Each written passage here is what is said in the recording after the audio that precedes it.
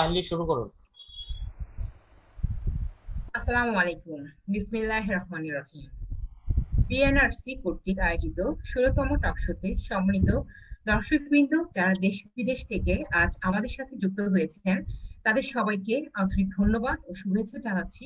আমি ব্যারিস্টার মারিয়াম খন্দকার। আমাদের আজকের আলোচনার বিষয় উন্নয়ন বনাম জলাবদ্ধতা। আজকের ভার্চুয়াল আলোচনায় আমাদের সাথে আছেন সম্মানিত অতিথিবৃন্দ ডক্টর শাহাদাত হোসেন, সভাপতি, চট্টগ্রাম মহানগর বিএনপি; প্রফেসর ডক্টরেট মোহাম্মদ হুমায়ুন কবির, শিক্ষক, ভূগোল ও পরিবেশ বিভাগ, ঢাকা বিশ্ববিদ্যালয়; ইঞ্জিনিয়ার ইশরাক হোসেন, বিএনপি মনোনীত মেয়র প্রার্থী, ঢাকা দক্ষিণ সিটি কর্পোরেশন নির্বাচন 2020। আমাদের সম্মানিত অতিথিবৃন্দদের আজকে আলোচনায় যুক্ত হওয়ার জন্য জানাচ্ছি স্বাগতম ও ধন্যবাদ। উন্নত দেশ বলতে যে সকল দেশ তার নাগরিকদের মুক্ত ও নিরাপদে রক্ষণাবেক্ষণ বা নিরাপত্তা সহ উপযুক্ত পরিবেশ, স্বাস্থ্যকর জীবন প্রদানে সক্ষম তাকে বোঝাবে। কিন্তু এখানে সরকার থেকে বলা হচ্ছে এটি একটি উন্নত দেশ সে পরিণত হয়েছে। এই উন্নয়নকে মালয়েশিয়ার সাথে তুলনা করা হচ্ছে। যেমন চট্টগ্রামে এবার মেয়র প্রার্থীর জন্য আওয়ামী লীগ থেকে ভোট চাইতে গিয়ে চট্টগ্রামের রাস্তাঘাটকে ইউরোপের সাথে তুলনা করেছেন অনেকেই, কিন্তু বাস্তব চিত্র অন্যরকম। বাস্তবে মাত্র 3 ঘন্টার সৃষ্টি হচ্ছে বিশাল জলাবদ্ধতা, নগর জীবন বিঘ্ন হচ্ছে, স্বাস্থ্য সুরক্ষার হুমকির মুখে পড়ছে। ডক্টর শাহাদাত হোসেন, গত 14 বছরে চট্টগ্রামে জলাবদ্ধতা নিরসনের জন্য 324 কোটি টাকা ব্যয় করা হয়। পাশাপাশি 2017 সালে সরকার থেকে জলাবদ্ধতা নিরসনে মেগা প্রকল্প হাতে নেওয়া হয়েছে, যার ব্যয় ধরা হয়েছে 5,616,49,90,000 টাকা। মেগা প্রকল্পের কাজ 2020 সালে শেষ হওয়ার কথা থাকলেও গত 3 বছরে জলাবদ্ধতা নিরসনের কোনো বাস্তবিক সুরাহা নেই।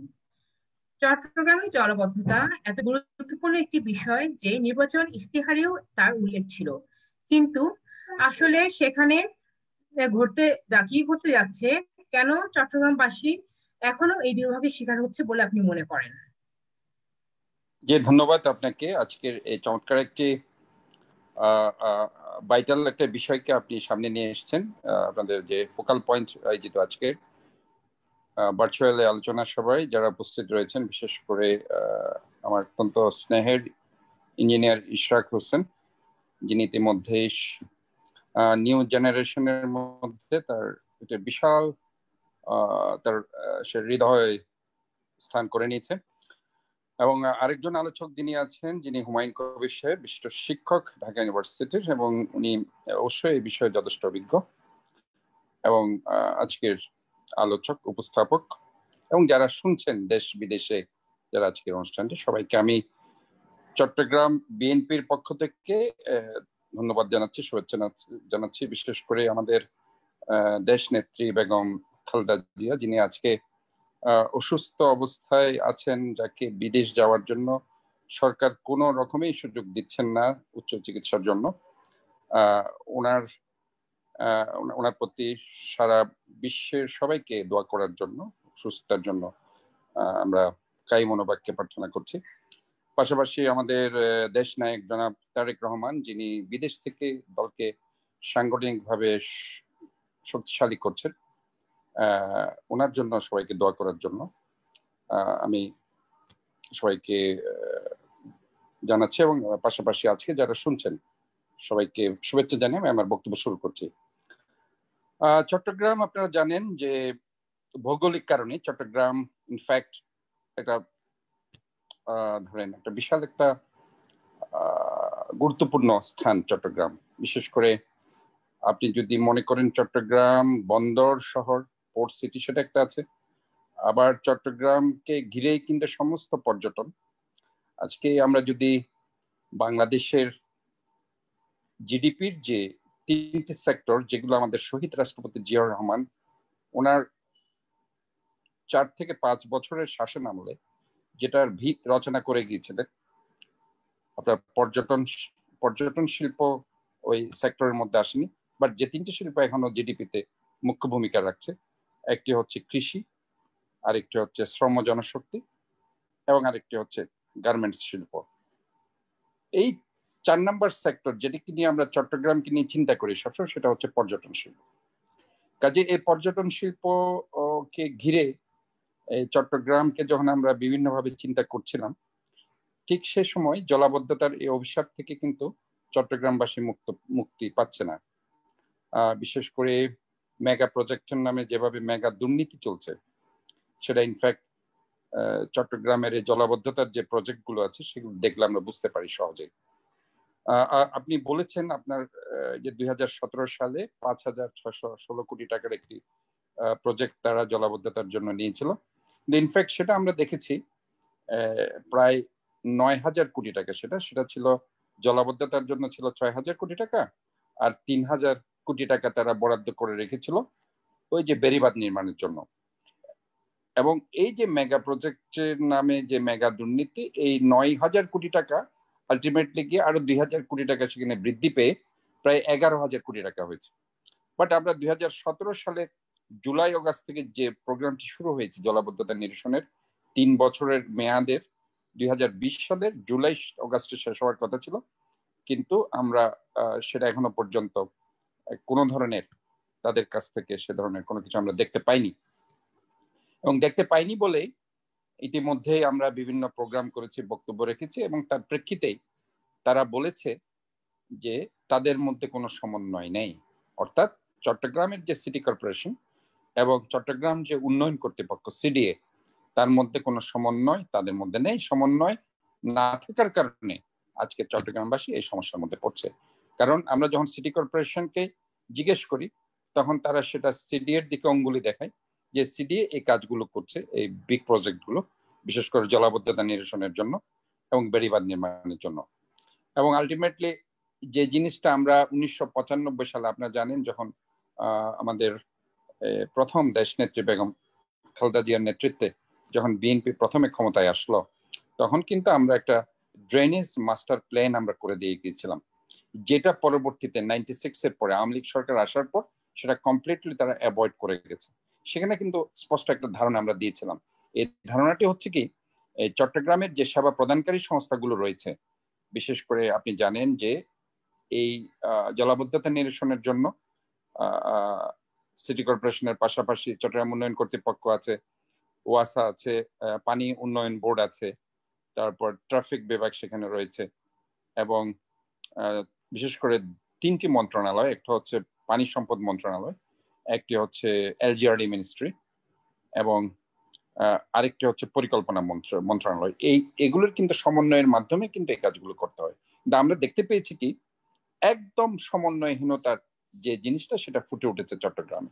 ইতিমধ্যে আমরা দেখেছিলাম যে চট্টগ্রামের যে প্রাক্তন যে মেয়র ছিল আজম নাসির উদ্দিন, উনি আমলাদের বিরুদ্ধে সরাসরি বাকবিতণ্ডায় উনি জড়িয়েছেন। যে উনি বলেছিলেন আমলাদেরকে ঘুষ না দিলে অথবা গাড়ি উপহার না দিলে অথবা বিশাল একটা অ্যামাউন্টের পার্সেন্টেজ না দিলে চট্টগ্রামের উন্নয়নের টাকাটা ওনারা সেখান থেকে ছাড়ে না, অর্থাৎ টাকাটা তারা দিতে চায় না। কাজে এইসবের কারণে গিয়ে আলটিমেটলি আমরা দেখেছি যে চট্টগ্রামের প্রতি একটা বিমাতাসুলভ আচরণ কেন্দ্র থেকে হয়েছে। এবং এখানে যে জিনিসটা আমি বারবার আমাদের যে আমি গতবার যে নির্বাচন, সেখানে আমি কিন্তু স্পষ্ট করে বলেছিলাম, যেহেতু চট্টগ্রাম ভৌগোলিক কারণে চট্টগ্রাম অবস্থানটা ভেরি ইম্পর্টেন্ট, এবং সেটা আপনি পর্যটন শিল্পের কথাই বলুন কিংবা বন্দরের কথাই বলুন কিংবা ব্যবসা বাণিজ্যের কথাই বলুন, কারণ সারা বাংলাদেশের এই যে আপনার রাজস্ব চট্টগ্রাম দিয়ে যায়। কাজে চট্টগ্রামের যদি আমরা মনে করি যে একটি সিটি কর্পোরেশনের যে ফান্ডিং, সে ফান্ডিংটা আমরা সহজে আজকে বন্দর থেকে আমরা পেতে পারি, বিভিন্ন কাস্টমস থেকে আমরা পেতে পারি, অন্যান্য যে যেমন এখন আমরা দেখতে পাচ্ছি যে ইন্ডিয়ার একটা বিশাল গ্রুপ, একটা অংশ তারা এদিক দিয়ে যাচ্ছে, যারা এই যে আপনার বিভিন্ন পরিবহন সেক্টরে, সেখান থেকে কিন্তু একটা বিশাল অ্যামাউন্ট সিটি কর্পোরেশন পেতে পারে, যেটা লজিস্টিক সাপোর্ট গুলো কিন্তু সিটি কর্পোরেশন দিচ্ছে। কাজে এই ধরনের একটা পরিকল্পনা তারা হয়তো সেখানে নিতে পারে, যেটা আমরা কমপ্লিটলি সেখানে আমরা দেখতে পাচ্ছি না। এবং আরেকটি কথা আমরা যেটা বারবার বলছিলাম, যে চট্টগ্রামে অনেক চট্টগ্রামের নগরবিদরা রয়েছেন, যারা বিভিন্ন সময় বিভিন্ন প্ল্যান তারা দিয়েছেন, বিশেষ করে জলাবদ্ধতা নিরসনের জন্য অনেক বাইপাস খাল করার কথা তারা বলেছে। হ্যাঁ, বাইপাস খাল আমরা দেখেছি যে 2010 সালে আপনারা জানেন যে আমাদের মেয়র ছিল মঞ্জু সাহেব। 2014 সালে আমরা একটা প্ল্যান করেছিলাম যে কয়েকটা বাইপাস খাল করার জন্য, যেগুলো ধরেন জলাবদ্ধতা নিরসনের জন্য সাহায্য হতো। সেগুলি তারা এখনো পর্যন্ত, সরি, এটা 2014 সালের যে একটা নির্বাচন তো হয়েছে তার আগ পর্যন্ত, 14 সালের আগে আমরা এই প্ল্যানটা করে গিয়েছিলাম। 14 সাল থেকে তো আওয়ামী লীগের মেয়র সেখানে আসলো এবং আলটিমেটলি গিয়ে তারা ওই সিদ্ধান্তটা তারা আবার বাস্তবায়ন করলো না। ওই বাইপাস গুলো যদি করা হতো, খালগুলো এজ ওয়েল এজ যে 54টা যে অভিন্ন খাল রয়েছে এখানে চট্টগ্রাম শহরে, সে খাল খনন কর্মসূচিগুলো কিন্তু আমরা দেখতে পাইনি। এবং যেটা হয়েছে সেখানে জলাবদ্ধতার যে মূল কয়েকটি জিনিস, যেমন আপনার ধরেন পলিথিন, কর্কশিট, এগুলির ব্যাপারে কিন্তু জোরালো কোনো ধরনের অ্যাওয়ারনেস প্রোগ্রাম, এবং এগুলি যে বিশেষ করে যখন বিএনপি ক্ষমতায় ছিল, আপনারা জানেন পরিবেশ মন্ত্রণালয় থেকে, বন মন্ত্রণালয় থেকে পলিথিনকে নিষিদ্ধ ঘোষণা করা হয়েছিল। আলটিমেটলি এই আওয়ামী লীগ সরকার আসার পর থেকে সেটা উঠিয়ে নিয়ে গিয়ে যত্রতত্র পলিথিন আমরা দেখতে পাচ্ছি। কারণ একটা জিনিস মনে রাখতে হবে, পলিথিন সহজে অ্যাবজর্ব হয় না। আমরা যদি এখন জুট অথবা কাগজের যদি এগুলো ব্যবহার করতে পারি, তাহলে হয়তো সহজে সেগুলো অ্যাবজর্ব হয়ে যায়। কাজে এই যে এটার উপর যে একটা জোরালো একটা সামাজিক আন্দোলন, সেটা করতে কিন্তু Chittagong city corporation as well as বর্তমান সরকার ব্যর্থ হয়েছে। সো এই জিনিসগুলো একটা ইম্পর্টেন্ট ফ্যাক্টর হিসেবে কাজ করছে। আর চট্টগ্রামে আপনারা জানেন যে চাকতাই খাল এবং কর্ণফুলী ইটস ভেরি ইম্পর্টেন্ট দুটো জিনিস। কারণ চাকতাই খালের এখনো পর্যন্ত আমরা দেখতে পাচ্ছি কোনো নিশানাই সরকার দিতে পারেনি। চাকতাই খালের উপর দিয়ে অনেক স্থাপনা হয়ে গেছে, কিন্তু তারা সেগুলো ভাঙতেও পারছে না, এবং তারা সেগুলিকে আপনার সুন্দর করে ওটাকে আবার খাল খনন কর্মসূচি, এই প্রোগ্রামগুলো তারা নিতে পারছে না। আর কর্ণফুলীতে যে ড্রেজিং সিস্টেম, সেটা আপনারা দেখেছেন, তারা ড্রেজিং করার পরে সেখানে তাদের যে সন্ত্রাসী বাহিনী আছে সেগুলো তারা ওই যে মাটি এগুলো যখন হয় সেগুলোতে তারা ঘর বাড়ি উঠিয়ে দিচ্ছে। কাজে সেগুলো তারা কিন্তু তাদের রাজনৈতিকভাবে তাদেরকে শেল্টার দেওয়ার জন্য আলটিমেটলি গিয়ে সেটা তারা বাস্তবায়ন করতে পারছে না। সো এই যে বহুমুখী যে সমস্যাগুলো আছে, সেই সমস্যাগুলো ইনফ্যাক্ট সমাধান করতে হলে যেটা করতে হবে সেটার একটা কমপ্লিট একটা সমন্বয় সাধন যে সেবা প্রদানকারী সংস্থাগুলো আছে, যেটা আমরা 1995 সালের মাস্টার ড্রেনেজ সিস্টেমের যেটা ফার্স্ট যে আমরা বলেছিলাম যে একটা সমন্বয় সাধন করে একটা সিটি গভর্নমেন্ট করার জন্য, যেটা করলে হয়তো বা মেয়রকে চিপ করে অন্যান্য সেবা প্রদানকারী সংস্থার সবাইকে যদি মেম্বার করে আমরা যদি একই ছাতার নিচে সবাইকে আনতে পারতাম, তাহলে ওভারঅল এই যে দুর্নীতিটা হতো না, এবং অন্যদের ঘাড়ে আমরা বন্দুক মেরে বলতে পারতাম না যে আমার দোষ না, দোষ অমুকের। হ্যাঁ, এই ধন্যবাদ ডক্টর সাদাত হোসেন। অভ্যাসটা হয়তো দিতে পারতো না। আমি আপনার কাছে আমি আবারও ফিরে আসবো। আমি এখন যাচ্ছি প্রফেসর ডক্টর মোহাম্মদ হুমায়ুন কবির আপনার কাছে, যে জলাবদ্ধতা অর্থনৈতিক ও অবকাঠামোগত ক্ষতি করছে, কর্মঘণ্টা হিসেবে মানুষের বহু সময় ব্যয় হচ্ছে রাস্তাঘাটে। পরিবেশে এই জলাবদ্ধতার প্রভাব কিভাবে পড়ছে, বা একটু যদি অন্যরকম করে বলি আমরা, তাহলে পরিবেশে কি কি পরিবর্তন বা ক্ষতির জন্য আজ মেগা সিটি গুলোতে জলাবদ্ধতা সৃষ্টি হচ্ছে বলে আপনি মনে করেন? ধন্যবাদ। ইএনআরসির ফোকাল পয়েন্ট আয়োজিত আজকের আলোচনা সভায় যারা উপস্থিত আছেন সবাইকে শুভেচ্ছা সালাম জানাচ্ছি, এবং যারা শুনছেন সবাইকে শুভেচ্ছা জানাই। আশা করি আমার কথা শুনতে পাচ্ছেন। তো ইতিমধ্যেই ডক্টর সাদাত অনেক সুন্দর আলোচনা করলেন। তিনি জলাবদ্ধতার সাথে বিশেষ করে ডেভেলপমেন্ট ইনডিউস যেসব প্রবলেম, সেখানে যারা অ্যাক্টর থাকে তাদের সমন্বয়হীনতার কথা বললেন। যাক, আমি সেদিকে আসবো। বিশেষ করে আমি ঢাকার শহরের উদাহরণটা বেশি দেবো, চিটাগাংয়ের কিছুটা। তো আমি জাস্ট একটু, যেহেতু টাইটেলটা এরকম যে উন্নয়ন বনাম জলাবদ্ধতা, সেখানে ডক্টর মরিয়ম যে প্রথমে যে কথাটা বলেছিলেন, পৃথিবীর বিভিন্ন দেশের উন্নত বিশ্বের এক্সাম্পল দেওয়া হয় যে আমরা আসলে সেই সব দেশে পরিণত হয়েছি। আসলে ব্যাপারটা হলো যে উন্নত বিশ্ব মানে যদি আপনি আমেরিকা ধরেন অথবা ইউরোপের দেশগুলা বা এশিয়ার যেসব উন্নত দেশগুলো আছে, জাপান বা চায়না, ইভেন থাইল্যান্ড, মালয়েশিয়া ইত্যাদি, সেসব দেশে কিন্তু এই উন্নয়নের সাথে জলাবদ্ধতার কোনো সম্পর্ক নেই। সেখানে উন্নয়ন প্রচুর হয়েছে, আমরা দেখেছি পৃথিবীর বিভিন্ন দেশে বিভিন্ন রিজিয়নে, কিন্তু জলাবদ্ধতা হয় এটা আসলে আমার জানা ছিল।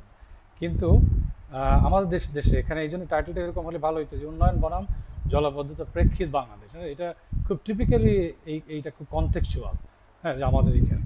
তো সেখানে আসার আগে আমি একটুখানি বলেন যে উন্নয়নটা কি আসলে। হ্যাঁ, যে খুব সহজ কথায় আমরা যদি সংজ্ঞা দেই উন্নয়নের, যে আমরা যে কোনো ইফোর্ট নেই আসলে এই যে সোশ্যাল ওয়েলবিংকে ইমপ্রুভ করার জন্য, মানুষের স্ট্যান্ডার্ড অফ লিভিংকে এনহান্স করার জন্য, ইমপ্রুভ করার জন্য। তো মানুষের জীবন মানের উন্নয়ন, সেটার প্রশ্ন আসলে যে উন্নয়ন আমরা করছি সেটা কি আসলে মানুষের জীবন মানের উন্নয়ন হচ্ছে কিনা। তো আমি একটু জাস্ট মনে করে দিতে চাই, সারা পৃথিবীতে অনেক উন্নয়ন হয়েছে একসময়। যেমন বিশেষ করে 1980-র দশকে প্রথম দিকে জাতিসংঘ একটা কমিশন করে যে সারা পৃথিবীতে যত যত উন্নয়ন হলো সেই উন্নয়নগুলো আসলে কি টেকসই হয়েছে। তো এটাকে ইভালুয়েট করা হলো এবং একটা কমিশন করার মাধ্যমে, যে কমিশনের অনেক লম্বা স্টোরি আছে, সেদিকে আমি যাচ্ছি না। তো তারা এই 4 বছর স্টাডি করে সারা পৃথিবীর উন্নয়নকে শেষে তারা কনক্লুড করলো যে আসলে সারা পৃথিবীতে এখন পর্যন্ত উন্নয়ন হয়েছে সেগুলো টেকসই হয়নি। হ্যাঁ, এবং এগুলা গরিবকে আরো গরিব করে দিয়েছে এবং পরিবেশের জন্য এটা আরো ডিগ্রেডিং হয়েছে, আরো অবক্ষয় ডেকে আনছে। তো এই তাদের কনক্লুশন। এবং তারা যে টেকসই উন্নয়নের কনসেপ্টটা দিল তখন, যে উন্নয়নকে যদি আহ, এটাকে টেকসই করতে হয়, হ্যাঁ, বা লং লাস্টিং করতে হয়, এটাকে যদি মানবিক উন্নয়নে কাজে লাগাতে হয়, অর্থনৈতিক উন্নয়নে কাজে লাগাতে হয়, তাহলে এটার 3টা পার্সপেক্টিভ থাকতে হবে।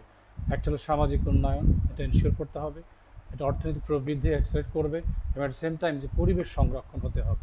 কাজেই আপনারা নিশ্চয়ই এই টেকসই উন্নয়নের যে কনসেপ্ট, সেটা 1992 সালে রিও কনফারেন্সের মাধ্যমে সারা পৃথিবীতে ছড়িয়ে পড়ে এবং সেখানে এগ্রিমেন্ট সাইন হয়, বাংলাদেশ সহ পৃথিবীর অধিকাংশ দেশই সেখানে সিগনেচার করে।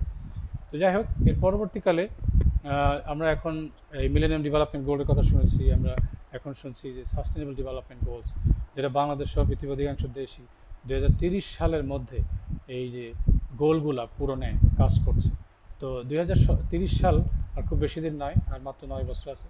তো এর মধ্যে যে 9টা ব্রডার গোল আছে, আপনারা যদি দেখেন সেই গোলগুলোর মধ্যে প্রথম 6টা গোল, যেমন আমি যদি বলি 1 নম্বরে নো পভার্টি, কোনো দারিদ্র্য থাকবে না। তারপর 0 হাঙ্গার, ক্ষুধামুক্ত জনগোষ্ঠী। হ্যাঁ, good health and wellbeing, quality education. তারপরে আছে জেন্ডার ইকুয়ালিটি, এবং 6 নম্বর হলো যে ক্লিন ওয়াটার অ্যান্ড স্যানিটেশন। তার মানে দেখেন যে 17টার মধ্যে 6টাই কিন্তু সামাজিক উন্নয়ন, সোশ্যাল ডেভেলপমেন্টের কথা বলা হচ্ছে। তো সেটা হলো আসলে বড় প্রশ্ন, যে আমরা যে সকল উন্নয়নের কথা বলছি সেখানে আসলে সামাজিক উন্নয়ন কতটা ত্বরান্বিত হচ্ছে।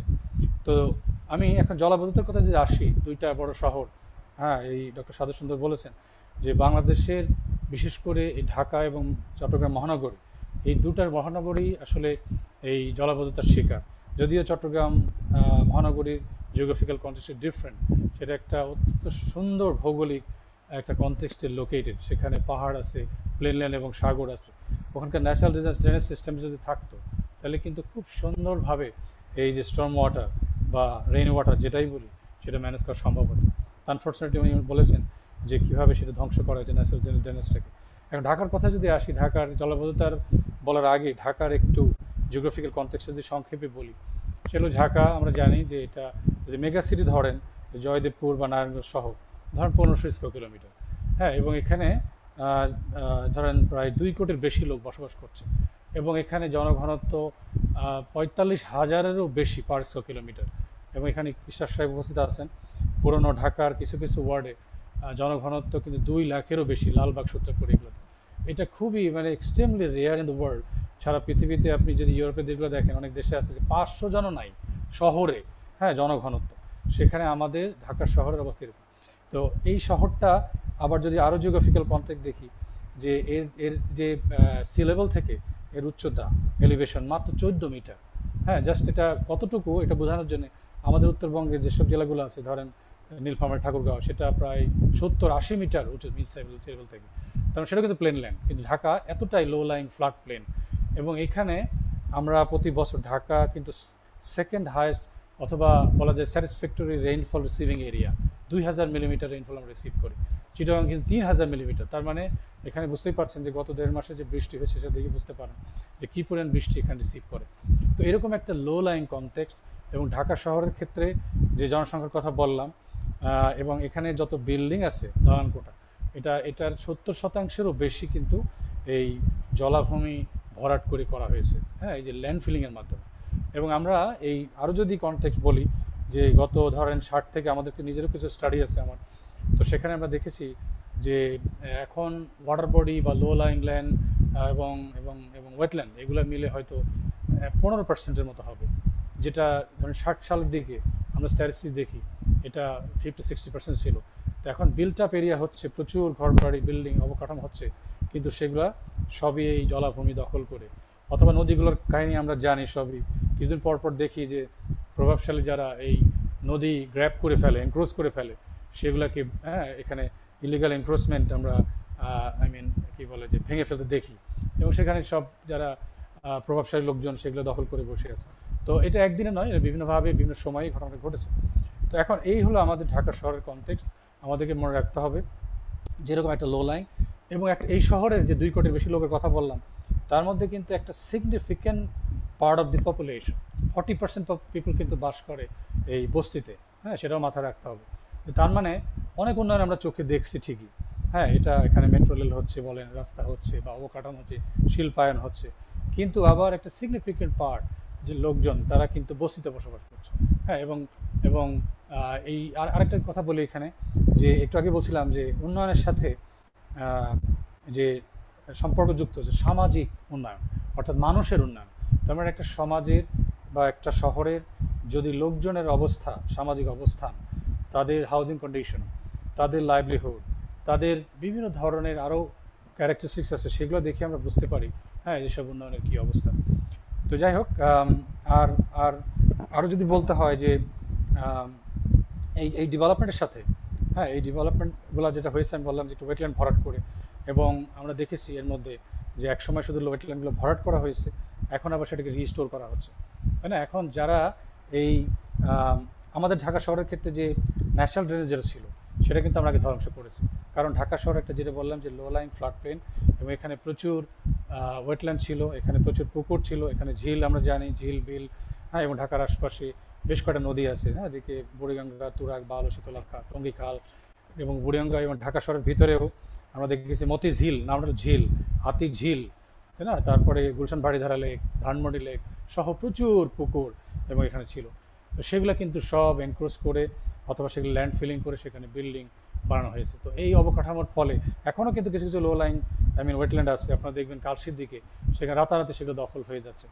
তো যাই হোক, এই সব কারণেই আসলে আমাদের যে এখন স্টর্ম ওয়াটার, যে রেইন ওয়াটার, সেটা আসলে এই জনজীবনকে বিপর্যস্ত করছে। তো এখন ইনস্টিটিউশন ডেফিনেটলি আছে, ডক্টর সাদেত বলেছেন, বিভিন্ন সংস্থা যারা কাজ করে, যেমন ঢাকার ক্ষেত্রে যদি বলি, এই শহর পরিচালনার জন্য দায়িত্বে যারা নিয়োজিত, যেমন সিটি কর্পোরেশন, একটা মূল স্টেক হোল্ডার, তার সাথে ঢাকা ওয়াসা আছে, রোডস অ্যান্ড হাইওয়ে আছে, তার সাথে রাজুক আছে, ইত্যাদি ইত্যাদি।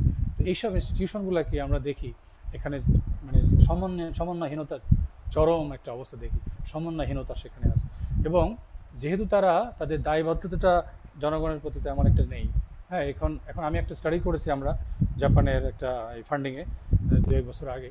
তো সেটা অলরেডি ঢাকা উত্তর সিটি কর্পোরেশন মেয়র জনাব আনিসুল হক যখন বেঁচে ছিলেন, তার সামনে এটা আমরা প্রেজেন্টও করেছি, যে ঢাকা উত্তর সিটি কর্পোরেশন তখন 34টা ওয়ার্ডের উপর আমরা অ্যাসেস করে দেখেছি যে যে ডিজাস্টার রেজিলিয়েন্স একটা বিষয় আছে, তার দুর্যোগের সহনশীল, তার 5টা ইন্ডিকেটর, একটা ফিজিক্যাল অবস্থা কি, তারপর সোশ্যাল, ইকোনমিক, এনভায়রনমেন্টাল এবং ইনস্টিটিউশনাল। তো সবচেয়ে খারাপ স্কোর করেছে আসলে ইনস্টিটিউশনাল বা গভর্নেন্স। তার মানে যেসব ইনস্টিটিউশন যেগুলা কাজ করছে, তাদের যে সুশাসনের অভাব বা তাদের জনগণের প্রতি যে দায়বদ্ধতার অভাব এবং নিজেদের মধ্যে এই সমন্বয়হীনতার অভাবে আসলে জনজীবন বিপর্যস্ত হচ্ছে। প্রফেসর ডক্টর মোহাম্মদ হুমায়ুন কবির, এতক্ষণ আপনাকে শুনলাম, আমরা এই আলোচনা আমরা আরো শুনতে চাবো। তো আমরা একটু আসছি ইঞ্জিনিয়ার ইশরাক হোসেনের কাছে।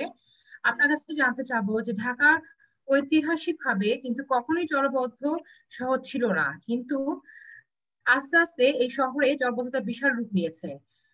আর কি কি কারণে হয়েছে সেটা আমরা শুনেছি, কিন্তু এর সাথেও পাশাপাশি দেখা যাচ্ছে যে গত 4 বছরে ঢাকা জলাবদ্ধতা কমানোর জন্য উদ্দেশ্যে খরচ করা হয়েছে 303 কোটি টাকা গত 4 বছরে। সেটা কিন্তু এর বাস্তবতা কোথায়? বিসমিল্লাহির রহমানির রহিম। প্রথমে আমি আজকের এই অনুষ্ঠান ফোকাল পয়েন্টে আমাকে আমন্ত্রণ জানানোর জন্য, এই অনুষ্ঠানের সাথে যারা যারা আয়োজনের যারা জড়িত রয়েছেন, ফোকাল পয়েন্ট অনুষ্ঠানটি পিছে যারা আছেন তাদের সবাইকে আন্তরিক ধন্যবাদ জানাচ্ছি। এর পাশাপাশি আমাদের সকল দর্শক শ্রোতাবৃন্দ সহ আমাদের এখানে যারা পার্টিসিপেন্ট আছেন, গেস্ট ডক্টর শাহাদাত হোসেন সাহেব আছেন, আমার অত্যন্ত একজন কাছের এবং মানুষ, এবং আমাদের সাথে রয়েছেন হুমায়ুন কবির সাহেব, এবং আমাদের যিনি অনুষ্ঠান সঞ্চালনা করছেন ব্যারিস্টার মারিয়াম খন্দকার সহ সবাইকে আসসালামু আলাইকুম। আমি বলতে চাই যে এখানে অনেকগুলো পয়েন্ট ইতিমধ্যে কাভার হয়ে গিয়েছে। তো আপনার যে প্রশ্নটি যে এখানে একটা 300 কোটি টাকার মতো ব্যয় করা হয়েছে এবং তার রেজাল্টটা কি, আসলে 300 কোটি টাকা বা 3000 কোটি টাকা বা কোনো কোনো ক্ষেত্রে 30,000 কোটি টাকারও আমরা মেগা প্রজেক্টের গল্প কাহিনী এই বর্তমান সরকারের আমলে কিন্তু আমরা শুনতে পেয়েছি, কিন্তু তার বাস্তব চিত্রও কিন্তু একেবারেই ভিন্ন। কারণ এখানে আসলে যেহেতু এই সরকারের কোনো জবাবদিহিতা নাই জনগণের প্রতি, এবং এদেরকে কোয়েশ্চেন করার মতো কেউ নাই, এদের অ্যাকাউন্টেবিলিটি নাই। আপনি কার কাছে গিয়ে আপনি জবাব চাইবেন?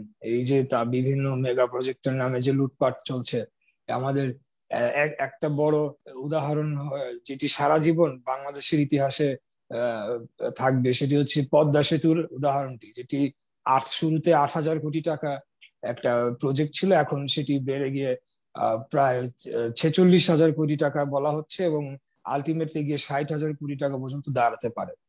এটি পুরোপুরি ভূমি অধিগ্রহণের নামে এই অর্থগুলা বরাদ্দ করা হয়েছে, এবং এখানে সরকারি দলের যারা নেতারা রয়েছেন তাদের সাথে বিভিন্ন অন্যান্য ভূমিদস্যুদের সাথে মিলে তারা এই টাকাগুলা লুটপাট করছেন। তো এইটা সবারই জানা রয়েছে, কারোরই অজানা নয়। তো আমি আজকের যে টাইটেলটা, শিরোনামটা প্রোগ্রামের হচ্ছে উন্নয়ন বনাম জলাবদ্ধতা। আসলে উন্নয়নের সাথে জলাবদ্ধতা মুখোমুখি দাঁড় করানোর বিষয় না, এটি উল্টা হওয়ার কথা। যত উন্নয়ন হবে জলাবদ্ধতা আরো কমার কথা, কারণ জলাবদ্ধতা একটি নাগরিক সমস্যা, আর যত উন্নয়ন হবে দেশের বা একটি শহরের, নাগরিক সমস্যাগুলো তত কমবে বলেই আমরা মনে করতে চাই। তো এখানে আমাদের জলাবদ্ধতার বিভিন্ন কারণ বলা হয়েছে। তো আমি বলতে চাই যে বিশেষ করে ঢাকার ক্ষেত্রে, ঢাকা যদি মেইনল্যান্ড ঢাকা আমরা দেখি, তাহলে এটি 3টি নদীর মধ্যে আবদ্ধ হয়েছে। বুড়িগঙ্গা উত্তর দিকে, এবং দক্ষিণে বালু নদী, এবং আপনার পূর্বে রয়েছে তুরাগ নদী, যদি আমরা মেইনল্যান্ড ঢাকা দেখতে চাই। তা এটা একটা ন্যাচারাল সিস্টেম যে মানে হাইল্যান্ড থেকে লোল্যান্ড পানি বহমান হবে, এটি নিয়ম। এখানে ইতিমধ্যে বলা হয়েছে যে আনপ্ল্যান সিটি ডেভেলপমেন্টের কারণে বিভিন্ন সময় বিভিন্ন জলাশয় খালগুলা ভরাট করা হয়েছে। এখানে ঢাকার আশেপাশে যে বিভিন্ন রিয়েল এস্টেট হাউজিং কোম্পানিগুলো, এদেরকে আমি ভূমিদস্যুই বলতে চাই। এরা তো মানে এক প্রকার ভূমিদস্যু। এরা বিভিন্ন সময় এই আমাদের যে জলাশয়গুলো রয়েছে সেগুলোকে অন্যায়ভাবে জোরপূর্বক দখল করে, তো তারা সেটাকে ল্যান্ড ফিলিং এর মাধ্যমে তাদের মুনাফার দিকে বেশি নজর দিয়েছে। সেখানে তারা ড্রেনেজ সিস্টেমের প্রতি তারা নজর দেয় নাই, বা সেখানে ইনভেস্টমেন্টটা করে নাই, কারণ তাদের তো মুনাফার দিকেই বেশি নজরটা ছিল। আমাদের বিভিন্ন মেগা প্রজেক্ট যেগুলো ঢাকার ভিতরে বর্তমানে, বিশেষ করে মেট্রো রেল এবং কিছু কিছু জায়গায় এলিভেটেড এক্সপ্রেসওয়ে, ফ্লাইওভার গুলা নির্মাণ হচ্ছে, সেখানে আমরা দেখেছি যে কনস্ট্রাকশন ম্যাটেরিয়াল গুলা যত্রতত্র ভাবে ফেলে রাখা হয়, এবং কিছু বৃষ্টি হলেই কিন্তু যেটা স্যান্ড ফিলিং হয়ে যায়, আমাদের যে ড্রেনেজ সিস্টেমে স্যান্ড ফিলিং এর কারণে এই পরবর্তীতে দেখা যায় যে জলাবদ্ধতার সৃষ্টি হয়। তো সেখানেও একটা মানে কোন রকমে কনস্ট্রাকশন, মানে নিম্নমানের কনস্ট্রাকশন তো করা হচ্ছে, পাশাপাশি কনস্ট্রাকশন ম্যাটেরিয়াল গুলো ম্যানেজমেন্টের দিকে তাদের কোন রকম নজরদারি তারা দিচ্ছে না। এছাড়া আমি বলতে চাই যে সব থেকে বড় সমস্যাটি যেটি হলো সমন্বয়হীনতা। এখানে আমাদের ঢাকার, বিশেষ করে ঢাকার ক্ষেত্রে আমি যদি বলতে চাই, এখানে আমাদের রাজুক, ঢাকা সিটি কর্পোরেশন, ওয়াসা, পানি উন্নয়ন বোর্ড, এই তিনটি যদি আমরা মূল ধরতে চাই যে যারা পানি বা জলাবদ্ধতা নিরসনের ক্ষেত্রে এই তিনটি বডি মূল ভূমিকা রাখে। আপনারা দেখবেন যে ঢাকা সিটি কর্পোরেশন তো একটি নির্বাচিত আলাদা বডি আছে, এর বাইরে প্ল্যানিং মিনিস্ট্রি, পানি সম্পদ এবং পানি সম্পদ water development ministry, LGRD ministry, গণপূর্ত এবং গৃহায়ন অর্থাৎ হাউজিং মিনিস্ট্রি এবং রোডস এন্ড হাইওয়েজ, 5-6টা মিনিস্ট্রি কিন্তু এর বাইরে তাদের ইনভলভমেন্ট রয়েছে। তো সেই ক্ষেত্রে আমরা কিন্তু মূল সিটি প্ল্যানিং বা মূল নকশার কিন্তু কোনো এখানে মূল নকশা কে তৈরি করছে এবং মূল নকশাটি বাস্তবায়ন কে করছে সেটা কিন্তু খুব স্পষ্ট করে বলা যাচ্ছে না। এখানে বিল্ডিং কোডের বিষয় রয়েছে, বিল্ডিং কোড একটি কর্তৃপক্ষ তৈরি করছে এবং আমাদের ড্রেনেজ সিস্টেম আরেকটি মন্ত্রণালয়ের অধীনে রয়েছে। আমাদের পানির যে প্রায় 60টির মতো খাল ঢাকা আশেপাশে অবস্থিত, যেগুলা এই আমাদের ড্রেনেজের জন্য খুবই দরকার, প্রয়োজনীয়, এবং সুয়ারেজ সিস্টেম যেটি, এগুলা দেখা যাচ্ছে আরেকটি মন্ত্রণালয়ের অধীনে রয়েছে। কিছুদিন আগে আমাদের বর্তমানে ঢাকা দক্ষিণ সিটির যিনি তথাকথিত নির্বাচিত মেয়র আর কি, দেখলাম যে প্ল্যানিং মিনিস্ট্রি বা পরিকল্পনা মন্ত্রীর সাথে একটা এর গত বছরও হয়েছে, এই বছর একটা দ্বন্দ্বে জড়িয়ে পড়েছে আর কি, যে এবং তারা 2-3টি খালের দায়িত্ব নিয়েছে, সেটি এখন সিটি কর্পোরেশন ম্যানেজমেন্ট করবে। কিন্তু এইসব করে আলটিমেটলি তো আমাদের লং টার্ম সাস্টেনেবল ডেভেলপমেন্ট যেটা, সেটা হওয়ার সম্ভাবনা একেবারেই নাই। তো এখানে আমার নির্বাচনী ইশতেহারের সময় আমরা এটা বলেছিলাম যে মেট্রোপলিটন গভর্নমেন্ট সিস্টেম, অর্থাৎ সকল সেবাদানকারী প্রতিষ্ঠানকে সমন্বয় করে একটি অথরিটি আন্ডারে নিয়ে আসতে হবে। সেখানে একটি মাস্টার প্ল্যানের তৈরি হবে, যেখানে সকল যে আমাদের সার্ভিস প্রোভাইডিং এজেন্সি প্রায় 50টির বা 52টির মতো বর্তমানে এজেন্সি রয়েছে যারা ঢাকা শহরে সার্ভিস দিচ্ছে, তাদেরকে সমন্বয় করে একটি বডি তৈরি করা গেলে তবেই আমাদের এই জলাবদ্ধতা নিরসন করা সম্ভব হবে বলে আমি মনে করতে চাই।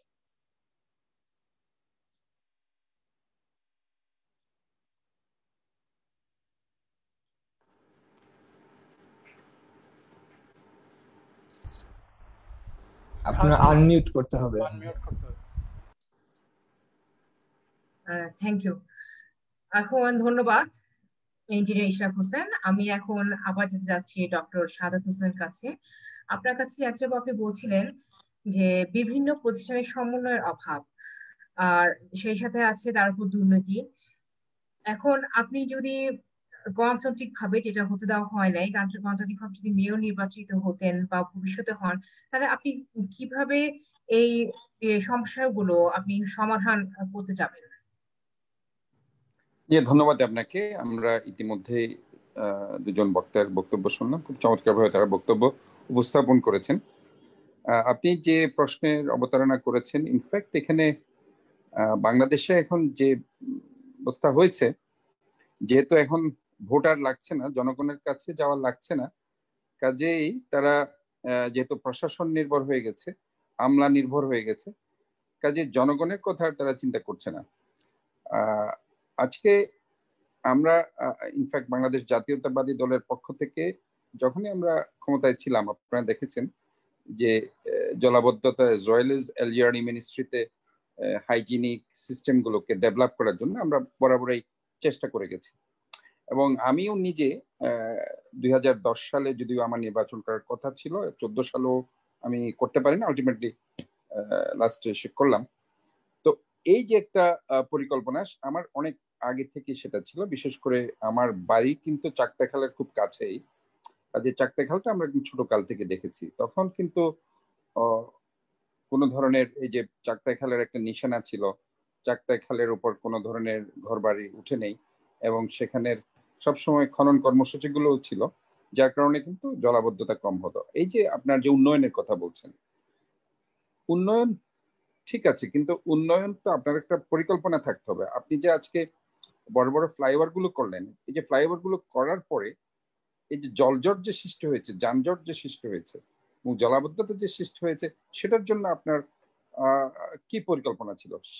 সেটা তো আগে থেকে আপনার এইসব প্ল্যানিং মিনিস্ট্রিতে সব করা উচিত ছিল, তাই না? এখন ধরেন আপনি একটা যে জায়গায় আপনার ফ্লাইওভার দরকার নেই সেটাও করেছেন, যে জায়গায় দরকার আছে সেটা করেননি। কাজে এই যে একটা অপরিকল্পিত উন্নয়ন, এবং সেটা দেখা যাচ্ছে উন্নয়নের নামে যেটা দুর্নীতি, সেটা কিন্তু সাথে আমি আরেকটু জানতে চাবো যে আপনি বলছিলেন যে আগে সরকার যেটা যে প্ল্যান করে যাচ্ছে, পরবর্তী সরকার সেটা হচ্ছে সেই প্ল্যান থেকে সরে আরেকটা প্ল্যান করছে, সেটা পুরোপুরি বাতিল এক্স্যাক্টলি, দিচ্ছে, সেই বিষয়টা এক্স্যাক্টলি, যদি সাথে আপনি একটু উল্লেখ করেন। এটাই বলছি যে আমি তো বলেছি যে 1995-এ আমরা একটা মাস্টার ড্রেনেজ প্ল্যান করেছিলাম যে সিটি কর্পোরেশনের জন্য, যেটা কিন্তু স্পষ্ট লেখা ছিল যে সমস্ত সেবা প্রদানকারী সংস্থাগুলো, যেহেতু সিটি কর্পোরেশনের মেয়র জনগণের ভোটে নির্বাচিত, কাজে উনি সর্বপ্রধান থেকে আন্ডার ওয়ান আমব্রেলা সমস্ত সেবা প্রদানকারী সংস্থাগুলো ওনার আন্ডারে কাজ করবে সিটি গভর্নমেন্ট নাম দিয়ে। কাজে এই যে একটা আমাদের একটা প্ল্যান ছিল সেটাকে কমপ্লিটলি অ্যাবলিশ করে দেওয়া হয়েছে। এবং আপনি আরেকটা বেশ ইন্টারেস্টিং যেটা আমি বলতে চাই, যেটা আপনি অবতারণা করেছেন, 2004 সালে আমাদের যে ঐক্যজোটের যে সরকার ছিল সে সময় কিন্তু আমরা চট্টগ্রামকে আমরা একটা বাণিজ্যিক রাজধানী আমরা ডিক্লেয়ার করেছিলাম, এবং সেটা মন্ত্রিসভার মধ্যে একটা সিদ্ধান্ত হয়েছিল। আমাদের যে একনেকের যে মিটিং গুলো হয় সেখানে একটা সিদ্ধান্ত গৃহীত হওয়ার পরিপ্রেক্ষিতে চট্টগ্রামে কিন্তু বিমার হেড অফিস, ব্যাংকের হেড অফিস, এবং আপনার চট্টগ্রামে ব্যাপক যে উন্নয়ন, বিশেষ করে আপনি কর্ণফুলী ব্রিজের কথা আপনি হয়তো জানেন, তৃতীয় কর্ণফুলী সেতু, সেটা কিন্তু আমাদের সময় সেটা সবকিছু হয়েছে। কাজে এই যে একটা উন্নয়নের ধারা যেটা অব্যাহত ছিল, এবং চট্টগ্রামকে ঘিরেই 2008 সালের পর থেকে যখন এই যে মঈনুদ্দিন ফখরুদ্দিন গং যখন আসলো, এরপর থেকে এই স্বৈরাচারী সরকার যখন চলে আসলো, আলটিমেটলি গিয়ে বিএনপির যে চিন্তা ভাবনা, আমরা যে জনগণের চিন্তা ভাবনা নিয়ে এবং জনগণের যে জলাবদ্ধতা এবং চট্টগ্রামকে একটি পরিপাটি সুন্দর স্বাস্থ্যসম্মত পর্যটন সমৃদ্ধ একটি সুন্দর শহর গড়ার যে একটা পরিকল্পনা আমরা করেছিলাম মেগা সিটি এবং বাণিজ্যিক রাজধানী হিসাবে, বাণিজ্যিক নগর হিসাবে, সেটাকে সেই ধারণা থেকে তারা অন্যদিকে চলে গেল। তারা যদি ওই যে 2004 সালের আমাদের যে চিন্তা ভাবনা একদিনের মিটিং যেটা আমরা করেছিলাম, যেটা সিদ্ধান্ত হয়েছিল, সেই সিদ্ধান্ত যদি তারা এক থাকতে পারতো এবং সেখান থেকে যদি তারা কাজ করতে পারতো, আজকে চট্টগ্রামবাসী এই দুর্ভোগ পোহাতে হতো না। যেটা আমার যেটা প্ল্যান ছিল, যেটা আপনি আমাকে প্রশ্ন করেছেন আমি কি করতাম, হ্যাঁ আমি যেটা করতাম সেটি হচ্ছে আমার ফার্স্ট ইয়ার ছিল এই যে আপনার যে ওয়েস্ট প্রোডাক্ট গুলো যেটা আছে, আমরা যে হেলদি সিটি, আমি যে স্বাস্থ্যসম্মত শহর আমি বলবো।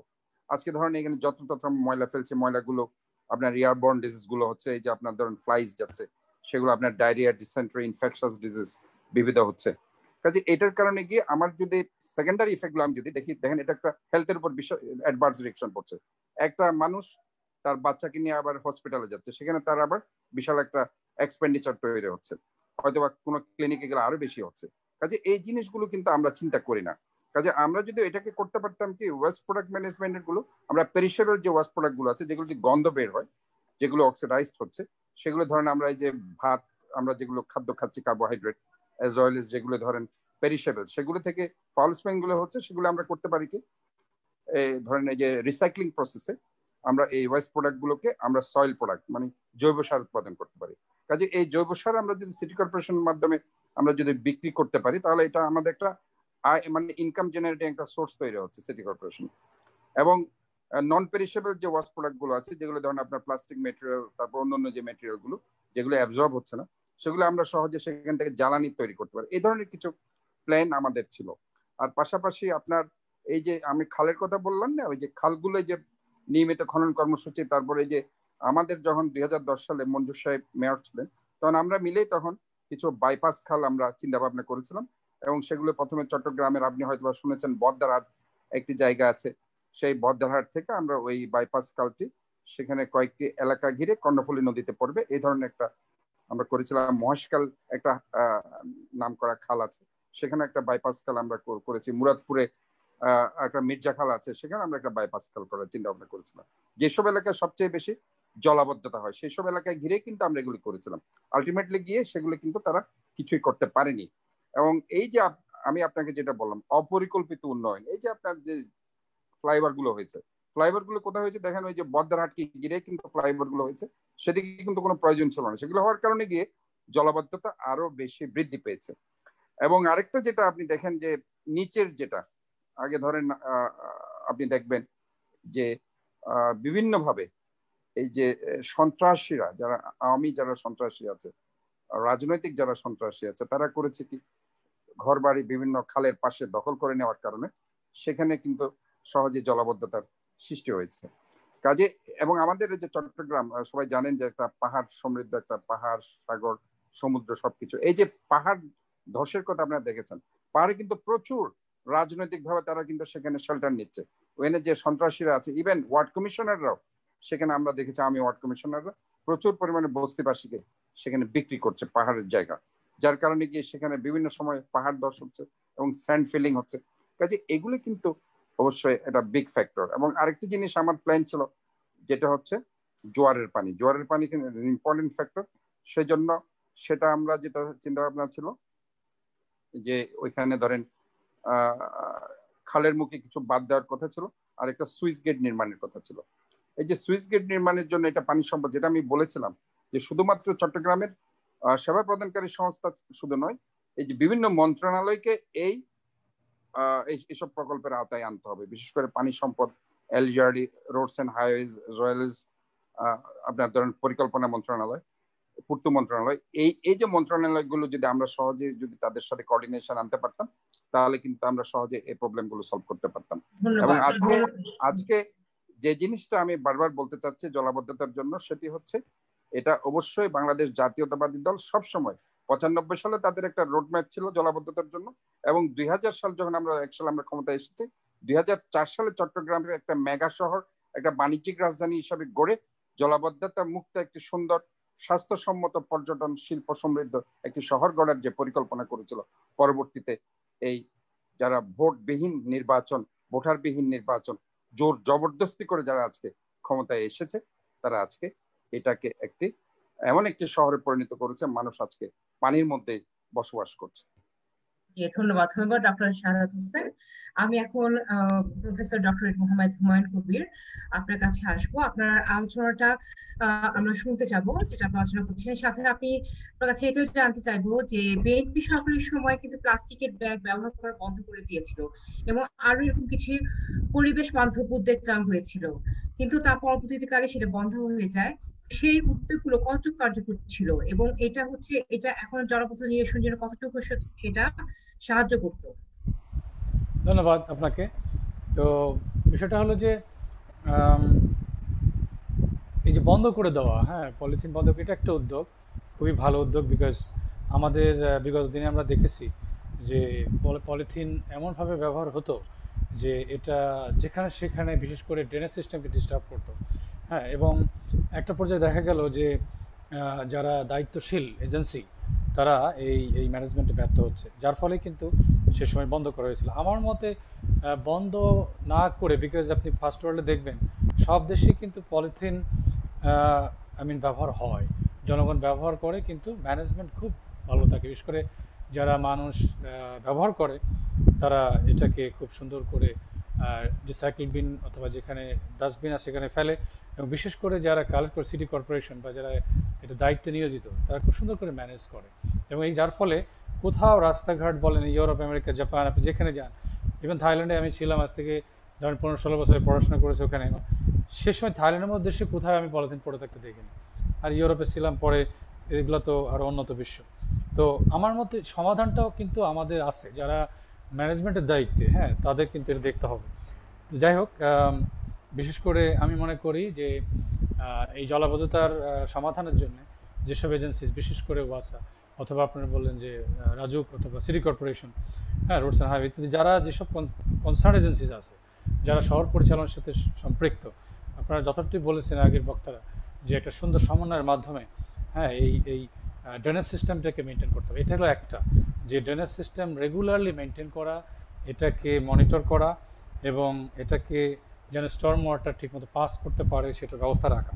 এর সাথে যেসব ওয়েটল্যান্ড বা জলাভূমি যেগুলো জবরদখল হয়ে গেছে, সেটাকে ফিরিয়ে এনে রিস্টোর করা, দরকার হলে সেখানে এক্সকেভেশন করা, এবং ওয়াটার রিটেনশন যে পন্ড আছে, যেটা আমরা দেখেছি যে একসময় ঢাকা শহরে যে রিটেনশন পন্ডগুলো ছিল, যেগুলো স্টর্ম ওয়াটারটাকে রিটেন করতো, সেটাকে আবার ন্যাচারালি যেন রিটেন করতে পারে স্টর্ম ওয়াটার, সেই জন্য সেগুলোকে রিস্টোর করা, যদি এটা খুব এক্সপেন্সিভ।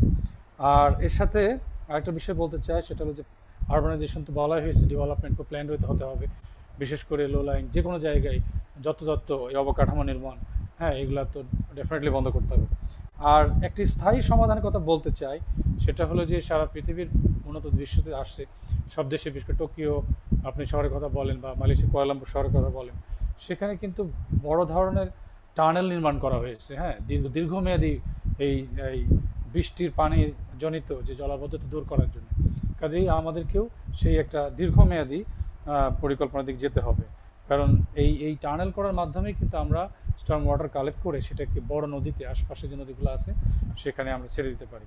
তো যাই হোক, আমি মনে করি যে এখনো যে আমরা পলিথিন ব্যবহার করি সেখানে যদি ব্যবস্থাপনা ঠিক থাকে, বিশেষ করে ডক্টর সাদত সাহেব সুন্দর বলেছেন যে ওয়েস্ট কালেকশন করা। আমাদের ঢাকা শহরের ক্ষেত্রে আমরা বলি যে আসলে ওয়েস্ট ম্যানেজমেন্ট বলে কিছু নেই, হ্যাঁ, এখানে আপনারা দেখবেন যে বেশিরভাগ কমিউনিটি বেসড ওয়েস্ট ম্যানেজমেন্ট হয়, হ্যাঁ, যে সিটি কর্পোরেশন যে ক্যাপাসিটি আছে যে ওয়েস্ট সুন্দর করে কালেক্ট করা, ওটাকে বা ম্যানেজ করা, ম্যানেজমেন্ট মানে যে রিসাইকেল, রিইউজ, কম্পোস্ট তৈরি করা, হ্যাঁ, যিনি বললেন আগের বক্তা যে এখানে যেহেতু ফুড ওয়েস্টেজ বেশি থাকে, ফুড ওয়েস্টেজ থেকে কিন্তু খুব ভালো কম্পোস্ট তৈরি করা যায়, হ্যাঁ, যদিও এখানে অন্য কম্পোনেন্ট কম থাকে।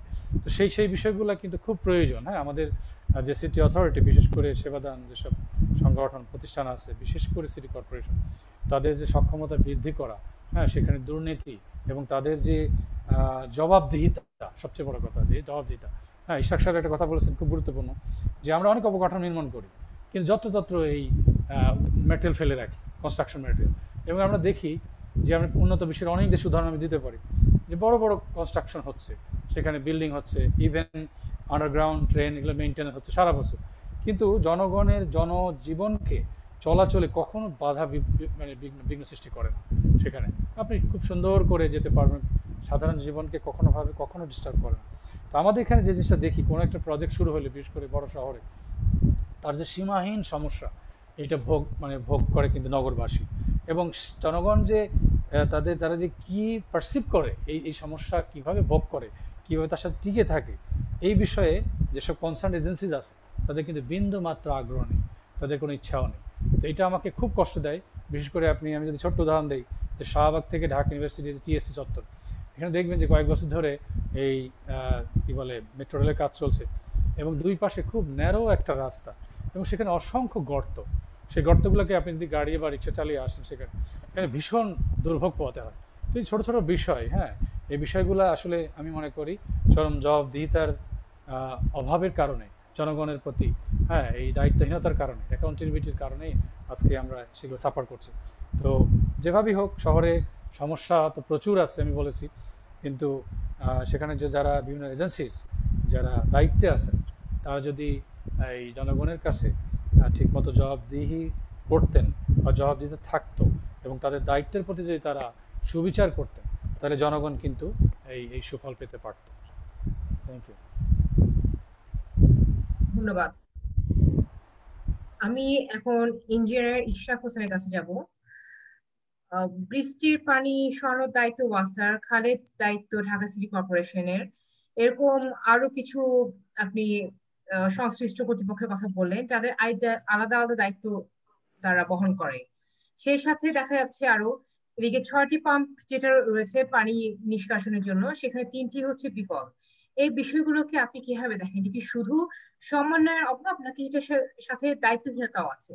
আর সেই সাথে হচ্ছে যেটা শোনা যাচ্ছে সরকার থেকে যেটা বলা হয়, উন্নয়নের সাগরে দেশ ভাসছে, সেই উন্নয়নটুকু এখানে কতটুকু আসলে উন্নয়নটা দেখা যাচ্ছে? আমি বলবো যে দায়িত্বহীনতা এবং সমন্বয়হীনতা দুটি একে অপরকে মানে আরো ইনফ্লেট করে। কারণ যেখানে সমন্বয়হীনতা রয়েছে সেখানে খুব সহজেই কিন্তু একে অপরের উপরে দোষ চাপানোটা সহজ হয়ে যায়।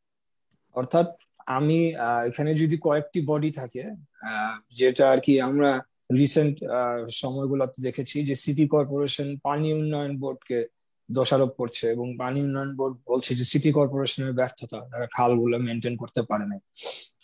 তো সেখানে আহ এটা কিন্তু আমি বলবো যে একে মানে সমন্বয়হীনতা এবং দায়িত্বহীনতা দুইটা কিন্তু একই ভাবে আপনার বলা যেতে পারে যে এই সমস্যাগুলোর পিছনে দায়ী। কারণ আমরা সহজেই মেয়র বলছে মন্ত্রীর দোষ, মন্ত্রী বলছে মেয়রের দোষ, মেয়র বলছে সচিবের দোষ ইত্যাদি এরকম। আর তাতে করে সমন্বয়হীনতা যদি না থাকতো, অর্থাৎ একটা বডির আন্ডারে যদি থাকতো, সেই ক্ষেত্রে কিন্তু একজন জবাবদিহিতা আন্ডারে আসতো, মানে একটা বডি। তো একজন ব্যক্তিকে আপনার জনগণ তখন জবাবদিহিতার অধীনে নিয়ে আসতে পারতো যে আমাদের এই সমস্যাটির সমাধান কেন হচ্ছে না। তো এটি আমি বলতে চাই। আর দ্বিতীয় যে বললেন যে উন্নয়নের বিষয়টা, আসলে কি বলবো, এটা তো মানে মানে ভিজিবল কিছু ইনফ্রাস্ট্রাকচার, মানে দেখার মতো কিছু দুই একটা ফ্লাইওভার হয়তো বা হয়েছে, কিছু বিল্ডিং তৈরি হয়েছে, কিছু মানে ঝলমলে চকচকে কিছু বিল্ডিং আমরা দেখতে পাই। তাও ধরেন মানে কিছু কিছু এলাকায়, মানে ঢাকা শহরের আপনি উন্নয়নের একটা নমুনা দেই। এই বনানীতে আমাদের এখানে রয়েছে একটা বস্তি, হ্যাঁ, এখানে যেখানে প্রায়ই আগুন লাগে এবং আমরা শুনতে পাই যে প্রায় সেখানে অগ্নিকাণ্ডের ঘটনা ঘটছে। এবং তার ঠিক এই পাশে রয়েছে কিন্তু গুলশান, অভিজাত এলাকা গুলশান। সেখানে কিন্তু আপনি দেখবেন যে মানে খুব সুন্দর অভিজাত স্থাপনা নির্মাণ হচ্ছে, প্রতিনিয়তই নতুন নতুন ভবন গড়ে উঠছে। আপনার মহাখালীতে যেটি 7 তলা বস্তি বা 10 তলা বস্তি বলে পরিচিত, সেখানেও প্রায় অগ্নিকাণ্ডের ঘটনা ঘটে। এবং ঠিক তার থেকে 2-1 কিলোমিটার আপনি এইদিকে আসলেই কিন্তু দেখবেন যে গুলশানে সেখানে খুব অভিজাত নির্মাণের বিল্ডিং, ভবন তৈরি হচ্ছে। তা আমি বলতে চাই যে এগুলো আসলে পুরাই ভাওতাবাজি ছাড়া কিছুই না। এই বর্তমান সরকারের, তারা যে পরিমাণ অর্থ ব্যয় করছে, সেই পরিমাণ মানে এই পরিমাণে যদি আর 10% ডেভেলপমেন্ট হতো, তাহলে আমি মনে করি যে আজকে ঢাকা শহর পুরাপুরি মানে উন্নত শহরে পরিণত হতো। এবং শুধু ঢাকা শহর না, যে পরিমাণ অর্থ ব্যয় হয়েছে তাতে করে আরো 6টা, মানে আমার যে বেসিক 6টা মেট্রোপলিটন শহর ছিল আগে, এখন তো বিভাগীয় শহর বেড়েছে, 8টি বিভাগ হয়েছে। তো 6টা বিভাগীয় শহরই কিন্তু উন্নয়ন করা সম্ভব ছিল। এবং তাই 6টা বিভাগীয় শহরের মধ্যে কানেক্টিভিটিও করা সম্ভব ছিল, হাই স্পিড রেল নেটওয়ার্কের মাধ্যমে হোক বা ডাইরেক্ট হাইওয়ে এক্সপ্রেসওয়ের মাধ্যমে হোক। তাতে করে উন্নয়নটা ছড়িয়ে পড়তো, মানে কেন্দ্রীভূত হতো না শুধু শহরের ভিত্তিক কিংবা শহরের কিছু এলাকা ভিত্তিক উন্নয়ন হতো না, এটা পুরা দেশে উন্নয়নটা ছড়িয়ে পড়তো বলে আমি মনে করি। সেটার জন্য আমাদের অবশ্যই জবাবদিহিতামূলক সরকার প্রতিষ্ঠা করতে হবে, গণতন্ত্র প্রতিষ্ঠা করতে হবে। এবং সেটার একমাত্র উপায় হচ্ছে সরাসরি জনগণের ভোটের মাধ্যমে। যখন একটি সরকার এবং জনপ্রতিনিধিরা নির্বাচিত হবেন, তখনই কেবল এটি সম্ভব বলে আমি মনে করতে চাই। ধন্যবাদ। ধন্যবাদ ইঞ্জিনিয়ার ইশরাক হোসেন। আমরা আমাদের অনুষ্ঠানের শেষ প্রান্তে চলে এসেছি। উন্নয়ন মানে সার্বিক উন্নয়ন, শুধু অবকাঠামোগত উন্নয়ন নয়, শুধু ফ্লাইওভার ও ব্রিজ মানে উন্নয়ন নয়। মৌলিক অধিকারগুলোর বাস্তবায়ন নিশ্চিত করাই উন্নয়নের মূলনীতি। জলাবদ্ধতা এমন একটি সমস্যা যা অর্থনীতি, পরিবেশ ও সমাজ ব্যবস্থার হুমকি স্বরূপ। শুধু প্রকল্প ও ব্যয় সীমা নির্ধারণ নয়, সাথে প্রয়োজন কঠোর মনিটরিং ও সংশ্লিষ্ট সকল সংস্থার কাজের সমন্বয়, যা অগণতান্ত্রিক সরকারের কাছ থেকে আশা করা যায় না। কারণ যেখানে গণতন্ত্র নেই, সেখানে জবাবদিহিতা নেই। আমাদের অনুষ্ঠানের সময় শেষ হয়ে এলো। আমাদের সম্মানিত অতিথিবৃন্দ ও দর্শকদের আমাদের সাথে থাকার জন্য ও আমাদের ভার্চুয়াল টক শো দেখার জন্য আন্তরিক ধন্যবাদ ও কৃতজ্ঞতা জানিয়ে ও আগামী অনুষ্ঠান দেখার আমন্ত্রণ জানিয়ে আজ এখানেই বিদায় নিচ্ছি। আমি ব্যারিস্টার মারিয়াম খন্দকার। সবাই ভালো থাকবেন, সুস্থ থাকবেন। আসসালামু আলাইকুম।